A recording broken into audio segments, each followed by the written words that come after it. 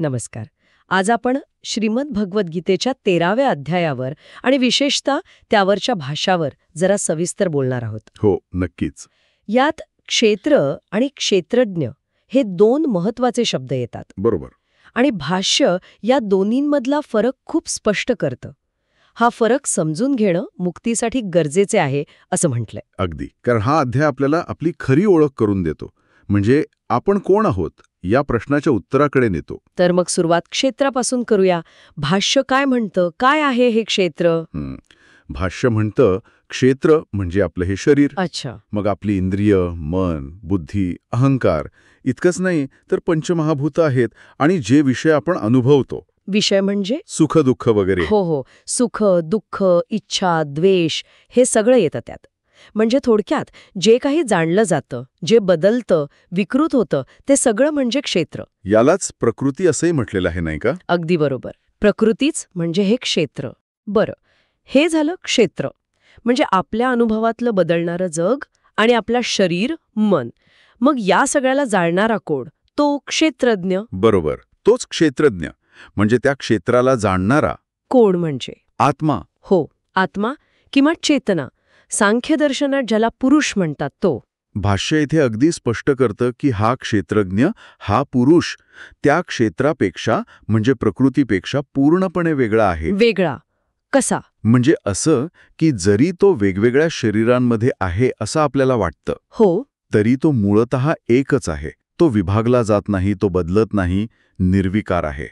तोच आपला खरा मी. पण मग एक प्रश्न येतो मनात. विचारा ना. जर हा आत्मा, हा क्षेत्रज्ञ वेगळा आहे, न बदलणारा आहे, तर मग आपल्याला सुखदुःखाचा अनुभव का येतो? आपणच करता आहोत, भोगता आहोत असं का वाटतं? हा महत्वाचा मुद्दा आहे.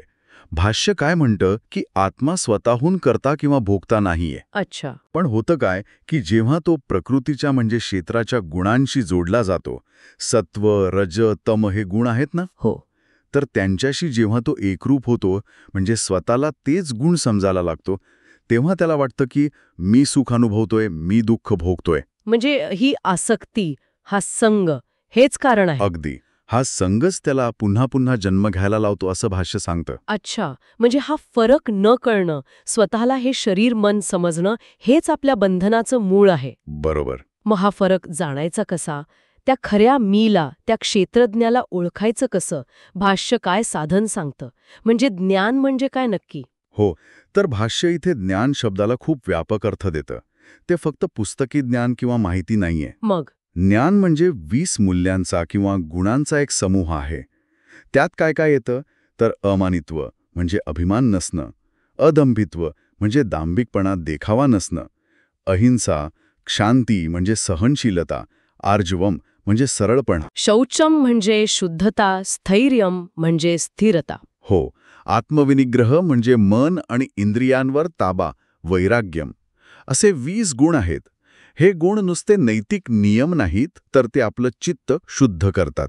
आणि मग त्या शुद्ध चित्तात आत्म्याचं स्वरूप कळतं. बरोबर. हे गुण आत्मज्ञानाला मदत करतात. आणि या उलट जे काही आहे ते सगळं अज्ञान. म्हणजे ज्ञान हे काहीतरी असणं आहे, केवळ माहीत असणं नाही. अगदी. ती एक स्थिती आहे. बरं. आणि या ज्ञानाने जाणण्यायोग्य असं अंतिम सत्य काय आहे, ज्याला ज्ञेय म्हटलंय? ते ज्ञेय म्हणजे परमतत्व, ब्रह्म. त्याचं वर्णन कसं केलंय भाष्यात? भाष्य म्हणतं ते अनादी आहे, म्हणजे त्याला सुरुवात नाही. ते सत म्हणजे आहे असंही म्हणता येत नाही आणि असत म्हणजे नाही असंही म्हणता येत नाही. ते शब्दांच्या पलीकडचं आहे. अच्छा. ते सगळीकडे आहे. सर्वतः पाणीपादं तत् असं वर्णन येतं. म्हणजे त्याला सगळीकडे हातपाय आहेत. पण त्याचा अर्थ काय? म्हणजे ते सगळीकडे पसरलेलं आहे. हो, ते त्याच्या सर्व व्यापकतेचं प्रतीक आहे. त्याला प्रत्यक्ष अवयव नाहीत. गंमत म्हणजे त्याला इंद्रिय नसताना ते सर्व इंद्रियांच्या शक्तींना प्रकाशित करतं असं वाटतं. ते कशातच लिप्त नाही, असंग आहे, तरीही सगळ्याचा आधार आहे. हे खूप खोल आहे. म्हणजे क्षेत्र आणि क्षेत्रज्ञ किंवा प्रकृती आणि पुरुष हे वेगळे आहेत हे जाणणं. आणि तो एकच अविनाशी आत्मा सगळ्यांमध्ये, सगळ्या प्राण्यांमध्ये सारख्याच रूपात आहे हे पाहणं. हो, हेच खरं ज्ञान आणि खरी दृष्टी झाली. अगदी बरोबर. भाष्य तर इतकं स्पष्ट म्हणतं की जो माणूस हा फरक जाणत नाही, म्हणजे स्वतःला फक्त हे शरीर मनच समजतो, तो अज्ञानाने स्वतःचा शत्रू बनतो. आणि मग तो जन्ममृत्यूच्या फेऱ्यात अडकून राहतो. याउलट जो हा भेद जाणतो, त्या एका अविनाशी तत्वाला ओळखतो, तो मुक्त होतो. थोडक्यात सांगायचं तर हे बदलणारं जग, आपलं शरीर मन, हे सगळं झालं क्षेत्र. आणि या सगळ्याच्या पलीकडे असलेला न बदलणारा, फक्त पाहणारा साक्षी आत्मा म्हणजे क्षेत्रज्ञ, हा भेद स्पष्ट करणं हेच या अध्यायाचं आणि भाष्याचं सार आहे असं म्हणता येईल. बरोबर. आणि जाता जाता एक विचार करण्यासारखी गोष्ट भाष्य सांगतं. काय? एक उदाहरण देतात ते. जसं अंधारात दोरी पडलेली असली आणि आपल्याला ती साप वाटली, होतो असं कधीतरी. तरी ते आपल्या वाटण्याने ती दोरी काही साप होत नाही, ती दोरीच राहते. किंवा मृगजळ दिसलं म्हणून वाळवंट काही ओलं होत नाही. खरे. तसंच अज्ञानामुळे आपल्याला जरी वाटलं की आत्मा कर्ता आहे, भोगता आहे, सुखी दुःखी आहे, तरी ते आरोपण आत्म्याला स्पर्श करत नाही. आत्माच त्याच्या मूळ स्वभावातच राहतो. अच्छा. मग आता प्रश्न उरतो की आपल्या रोजच्या अनुभवात ज्या मर्यादा येतात, जी दुःख येतात, त्यांचं खरं स्वरूप काय असेल? या भाष्यकारांच्या दृष्टांतामुळे आपल्या त्या अनुभवांकडे बघण्याचा दृष्टिकोन कसा बदलू शकतो, यावर विचार करायला हवा. नक्कीच. हा विचार करण्यासारखा मुद्दा आहे.